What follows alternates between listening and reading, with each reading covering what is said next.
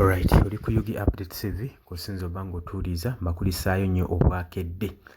Kakati mwami Yoweri Kaguta Museveni ne gavumenti ye ke kaseera okusattira anti bagenda bakukunyulayo omu ku omu nabagamba ensonga zino zijjagenda zizuuka basajja b'enfanfa ab'omunda bagenda bakukunyulayo omu ku omu abafuukidde Uganda olukokobe.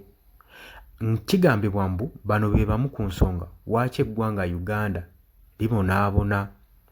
Okusinziira ku information gwe tufunye kiraga nti mwami Yoweri Kaguta Museveni yali yazimba netiwaaka ey'amaanyi ennyo globally era nga Uganda okwemumula balina sooka kuyita mu netiwaaka eyo okusobola okubeerako nekyetukyusa mu ggwanga lyattu Uganda. Naye kati amawulire ge nafunye galaga nti obstacle ekibadde ng'ekijinji oba emu ku obstacle ey'amaanyi bannayuganda gye babadde nabo nga tebamanyi mu bubba ye mukyalo ono ayitibwa Paula White. Kigambibwa nti mbu omukyalo ono alina access y'amaanyi nnyo ku Donald Trump era nga Donald Trump yandiba ng'amuwuliramu era mbu wabaayo eggwanga naddala mu Africa agenda mu maaso n'okulajja n'okubonaabona ono yamubegerako nti tewaliyo nnyo mulamwa tibakati bano beetaaga okuyambibwa oba tebeetaaga kuyambibwa. Kati mbu kyabadde akola abadde afuuse omujinji obstacle okuteekawo ekisiikirize okusiba Trump akatambaala obutalaba bigenda mu maaso mu Uganda saako ne ku social media bino byonna bannayuganda bye bayisibwamu okukubibwa kutokyalingibwa byonna abadde bawulira biwulire Trump abadde abiwulira bulizi nga ngalabi ya nnyanzi bino abadde ye tabitwalangako nga kikulu ng'amanyi lugero luli awo social media byakusaaga naye nga obstacle evaawa wa mukyalo ono Paula White. Kakati ono omukyala tumulabyeko enfunda nnyingi nnyo ng'ajja ku State House okusinkana mwami Yoweri Kaguta Museveni era alabiddwako nnyo ng'asinkana pasita omwatiikirivu ennyo wano mu Uganda Pasita Kayanja. Kigambibwa mbu ono azze aweebwa ebyobugagga okuva mu gavumenti ya mwami Yoweri Kaguta Museveni okusobola okulaba ng'azibinkiriza ebituli n'ebikolwa ebyekko Uganda byeyisibwamu nga ateekawo omujinji ebintu bino butafuluma ggwanga lya Uganda kutuuka ku mukulembeze wa America Donald Trump olwo eggwanga lisobole okuba nga terifuna buyambi. Oba okitegedde ekintu ekyo kasooke nkweko information eno tweyongereyo. Paula White, why are you involved for the suffering of Ugandans? You become a stumbling block. Uganda, where they can get the justice, you broke that way. You are next to Trump. It shows that you can betray Trump also. If you were involved, you are with Museveni through Kayanja. Ugandan is crying, dying in the torture chambers. They have been killed, exiled. You are there picking the money from Museveni to block the way where Ugandans can get the justice. Shame on you using the word of God. You seem that God is not seeing. It shows that you can betray even Donald Trump. If you are involved for the suffering of Ugandans, you meet Museveni as if Museveni is holy where you meet to preach which word? Ugandans, they have been... Are you blind that you can't see what is going on in Uganda? Do you have humanity in you? Paula White, I'm asking you. Do you see you are far from God? That you can't revenge what you are doing in his name? Yeah.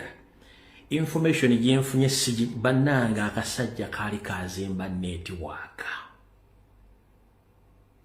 Museveni yazimba network nga akozesa natural mineral resources zaffe ne taxpayers money. Nga buli wandiise wonna mu kitundu kyonna mu kituli kyonna okutuuka ku gavumenti ennene yandibadde emutiisa alinawo omuntu.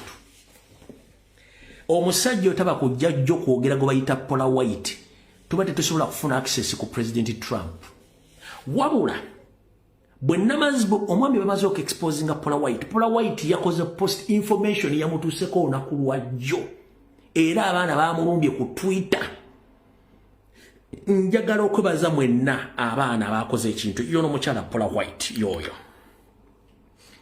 yoyo Paula White ye postinganga munnaddiini kumbe mafia ono lobbyist yoyo ye positioninganga omunnaddiini kumbe agent ate nga lobbyist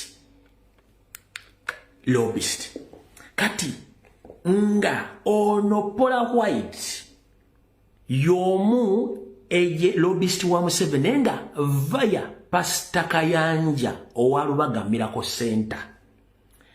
Pastor Kayanja yafuna Paula White ng'ayita mu Benny Hinn.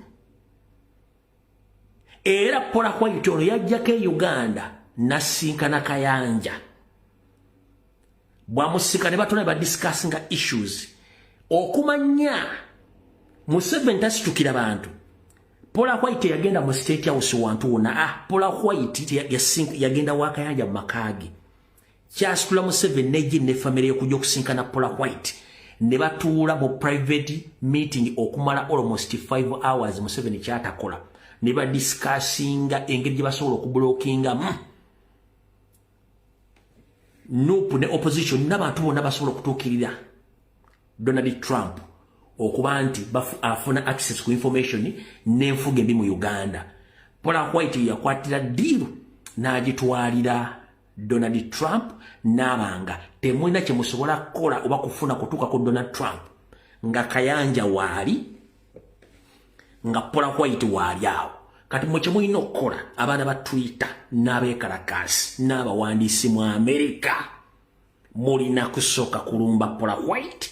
Kayanja ekyomukola mukimanyi then awo tugenda kufuna access ku office ya White House ne basenta bagenda kikola kubanga buli kikolobero kyonna ekikolebwa Uganda Kayanja nga akituulako ng'agamba oli Museveni ng'ajjayo gold ne ssente ng'awa Kayanja nga basindika ekyo nga ki. Kakati ebikola byonna ebigenda mu maaso mu Uganda omukyalo oyo Paula White mukyala mulokole kigambibwa yagenda mu maaso n'obisa sponsoringa mu bufunze kubanga kigambibwa nti ebyobugagga ebikwatibwa ne bimuweebwa bibeera byakuzibinkiriza bikolwa byakko bigenda mu maaso n'okutuusibwa ku bannayuganda bigenda mu maaso n'okuzibinkiriza ekigenda mu maaso mu Uganda obutateerawo gavumenti ya Mwami Museveni mbeera.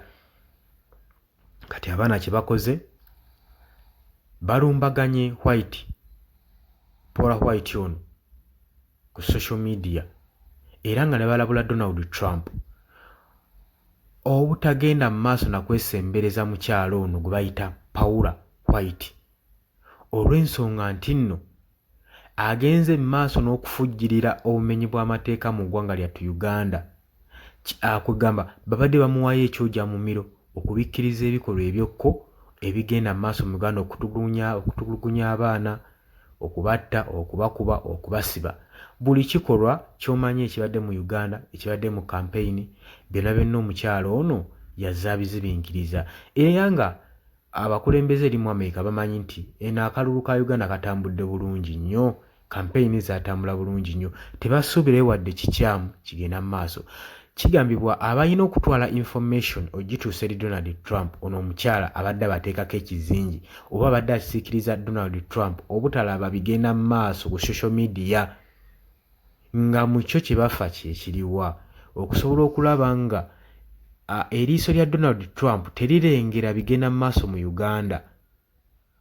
Kati munnayuganda newaabadde alaajana mu mbeera gy'ayisiddwamu nga tewali ddoboozi lya mwanguka muyinza okwebuuza bano abasajja tebalaba bigenda mu maaso mu Uganda ensi endala nga bazanguyira. Kakigambibwa nti Mwami Yoweri Kaguta Museveni adde akwata ebisawo n'ebisawo bya gold natural mineral resources eziva mu ggwanga erya Uganda n'akwata ebikutiya n'ebikutiya n'abitikka Paula White n'agenda mu maaso n'okuba ng'azibikiriza ebikolwa nga bino. Era kimuyambye nnyo mwami we Kaguta Museveni ekikolwa kino omumukuumira mu ntebe, kubanga abandi mulumbaganye bonna bonna waliyo abatera akaga ate mulumba kino kiriwo ekiti newe kino ekiti, olwo gwe munnayuganda ng'oyongera kujeezebwa, ng'oyongera kubonaabona mu ggwanga lyattu Uganda. Nejjukira nti omukyalo oyo yeerimbika mu ddiini ey'obulokole era abadde ajja ewa Pasita Kayanja. Kigambibwa nti Kayanja yayisibwamu, yalinga Manero ndala, yayisibwamu ssente zino ezigenda oba ebyobugagga bino ebigenda eri Paula White. Mbu information nga wenjikuwadde ogirabye, kati osobola okujja mu comment section n'oteekayo endowoozayo. Bangi mu ngero tukakasa ddala mbeera ki egenda mu maaso ku ssaawa zino gwali eyo ebweru w'eggwanga ku Paula White. Okusinziira ku social media byafulumizza abaana engeri gye bamukubyemu kigenda tuterawo nkyukakyuka ki eri munnayuganda. Ye kirina kyekituusizza ku munnayuganda okubanga ayinza okufuna obuyambi okuva mu bintu ebirala mu bantu awala, kuba nagambye nti munnayuganda nga ye tasobola kwemalirira. Abasajja batufukisa mundu, kakyetagisako omukono wa bbali ogw'ekyuma okusobola okulaba nga munnayuganda yeemumula okuva mu gavumenti eno bafuga obumbula. Nagambye oli kuyige updates ziviko sinzo bango otuwuliriza. Gwatannatweyungako kkirira wansi waliwo ekigambo subscribe kikoneko, ojja kuba ng'otweyungako. Mbagala nnyo, mbagaliza olunaku olulungi. Mweraba.